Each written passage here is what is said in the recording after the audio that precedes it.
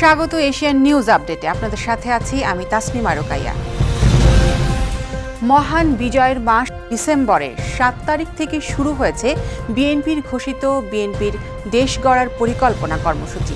7 দিনব্যাপী এই কর্মসূচির দ্বিতীয় দিন আজ ফার্মগেটের খামারবাড়ি কৃষিবিদ ইনস্টিটিউট মিলনায়তনে শুরু হবে দিনের কর্মসূচি।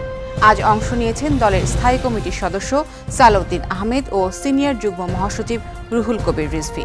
এই কর্মসূচির মাধ্যমে আগামীর বাংলাদেশ নিয়ে মানুষের মতামত জানবে বিএনপি, যার আলোকে প্রস্তুত হবে দলটির নির্বাচনী ইশতেহার।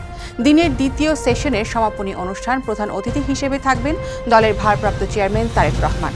অনুষ্ঠানে ভার্চুয়ালি যুক্ত হবেন তিনি। এর আগে রবিবার উদ্বোধন করা হয় 7 দিনব্যাপী এই কর্মসূচি। 13 ডিসেম্বর শেষ হবে বিএনপির দেশ গড়ার পরিকল্পনা।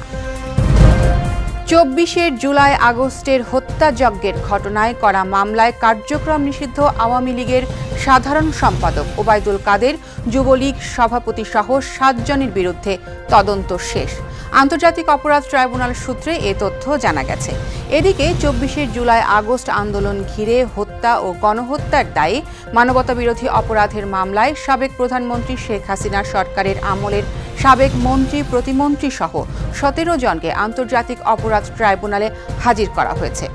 এদিকে জুলাই আগস্টে কুষ্টিয়ায় 6 জনকে হত্যাসহ মানবতাবিরোধী অপরাধের মামলায় হাসানুল হক ইনুর বিরুদ্ধে 4র্থ দিনের সাক্ষ্য গ্রহণ ও একই অভিযোগে পৃথক আরেক মামলায় আওয়ামী লীগের যুগ্ম সাধারণ সম্পাদক মাহবুবুল আলম হানিফের বিরুদ্ধে প্রথম দিনের সাক্ষ্য গ্রহণ পিছিয়ে 15 ডিসেম্বর নির্ধারণ করেছে আন্তর্জাতিক অপরাধ ট্রাইব্যুনাল। দেশের বাজারে বাড়ল ভোজ্য তেলের দাম। লিটারে 6 টাকা বাড়িয়ে প্রতি লিটার বোতলজাত সয়াবিনের দাম 195 টাকা নির্ধারণ করা হয়েছে। পাশাপাশি বোতলজাত 5 লিটার সয়াবিনের দাম 955 টাকা, খোলা সয়াবিন প্রতি লিটার 176 টাকা ও প্রতি লিটার পাম তেলের দাম নির্ধারণ করা হয়েছে 166 টাকা। নতুন দাম আজ থেকে কার্যকর হয়েছে। এর আগে রোববার এক বিজ্ঞপ্তিতে তেলের দাম বাড়ানোর ঘোষণা দেয় Bangladesh vegetable oil refiners and Vanaspati manufacturers association. বিজ্ঞপ্তিতে বলা হয়েছে Bangladesh vegetable oil refiners and Vanaspati manufacturers association এবং বাণিজ্য মন্ত্রণালয়ের সঙ্গে আলোচনার প্রেক্ষিতে আন্তর্জাতিক বাজারের সঙ্গে সামঞ্জস্য রেখে ভোজ্য তেলের নতুন এই দাম নির্ধারণ করা হয়েছে।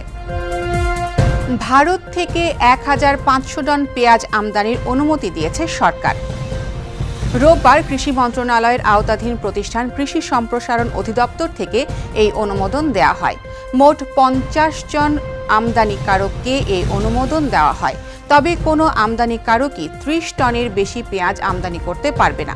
পেঁয়াজের বাজার সহনীয় রাখতে পুনরাদেশ না দেওয়া পর্যন্ত এই কার্যক্রম অব্যাহত থাকবে বলেও জানিয়েছে কৃষি মন্ত্রণালয়। গত কয়েকদিনে হঠাৎ কোনো কারণ ছাড়া বেড়েছে পেঁয়াজের দাম। গেল সপ্তাহে 2 থেকে 3 দিনের ব্যবধানে কেজিতে দাম বেড়েছে 20 থেকে 30 টাকা পর্যন্ত। এখন প্রতি কেজি পেঁয়াজ বিক্রি হচ্ছে 140 থেকে 150 টাকায়। আমদানির খবরে ইতিমধ্যে বিভিন্ন জায়গার দাম কমে গেছে। বাজারে পেঁয়াজ প্রবেশ করলে দাম আরও কমবে বলে ধারণা করা হচ্ছে। দর্শক, এই ছিল এশিয়ান নিউজ আপডেট। আমাদের পরের আয়োজন দেখার আমন্ত্রণ রইল। ধন্যবাদ সাথে থাকার জন্য।